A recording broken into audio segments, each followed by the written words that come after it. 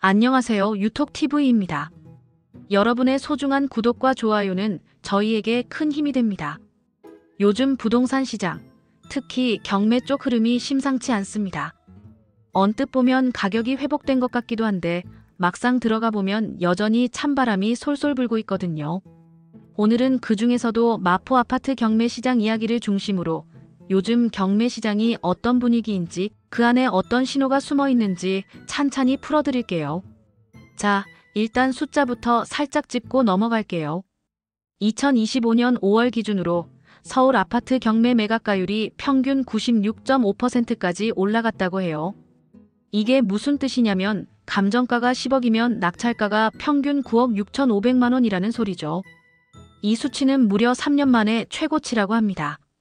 이제 부동산 경매도 살아나나 싶을 정도로 높아진 수치입니다.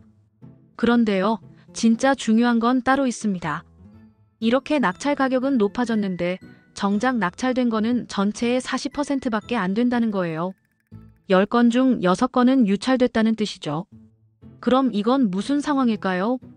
가격은 회복됐는데 사람들은 아직 안 사겠다는 거죠.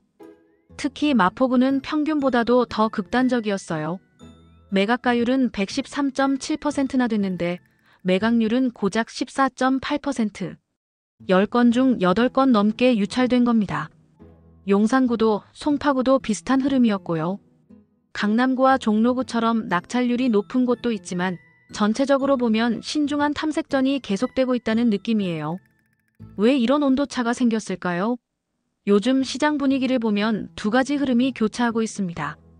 하나는 사람들의 기대 심리가 다시 꿈틀대고 있다는 겁니다. 금리 이제 곧 내릴 거야.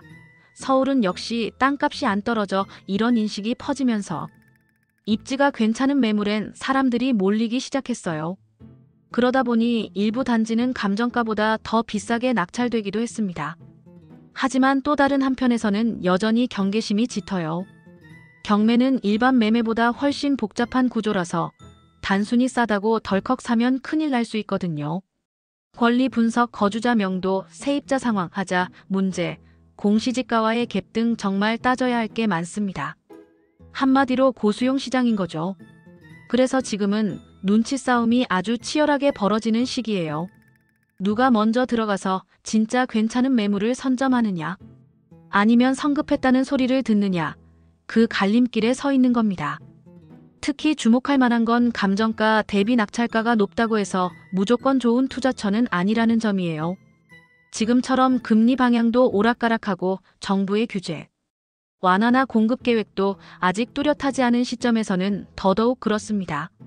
예를 들어 감정가가 10억인데 11억에 낙찰됐다고 해볼게요.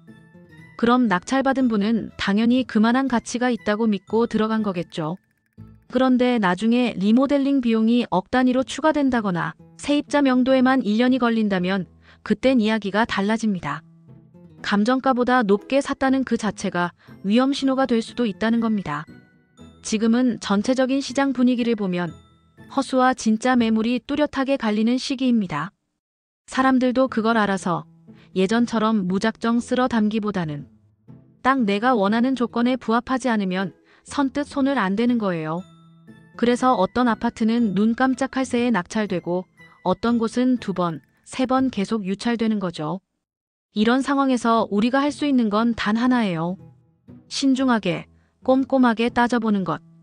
위치가 어디인지, 주변 개발 호재는 있는지, 세대수는 몇 가구인지, 관리비나 주차는 어떤지, 전세 수요는 있는지, 무엇보다 리스크는 없는지. 이걸 하나하나 체크해야 경매든 일반 매매든 안정적 투자가 됩니다. 그리고 마지막으로 한 가지, 지금은 막차 타기 좋은 시기가 아닙니다. 눈앞에 낙찰가율 숫자만 보고 마음 급하게 먹으면 후회할 수 있어요. 금리 인하도 확정이 아니고 정부 정책도 지켜봐야 하고 시장은 아직 정중동이에요. 즉, 지금은 기회보다 함정이 더 많은 구간일 수 있습니다. 지금 시장은 고점 회복 기대감과 냉정한 현실 판단 사이에서 줄타기를 하고 있습니다.